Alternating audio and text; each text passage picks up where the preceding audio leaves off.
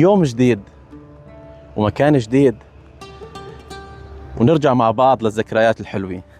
يعني ما بتوقع في شاب أو صبية، كبير صغير، إلا وعاش أجواء حلوة بهذا المكان تحديداً.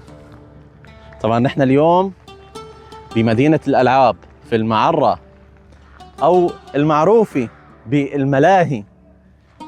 هذا المكان بيجمع ذكريات كبيرة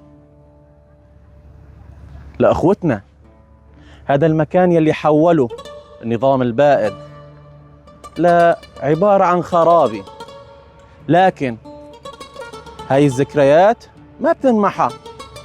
إن شاء الله بهمة شباب المعرة جميعا ترجع وبتصير أفضل، مثل ما مدينتنا راح ترجع أفضل بهمة أبناء المعرة بإذن الله تعالى.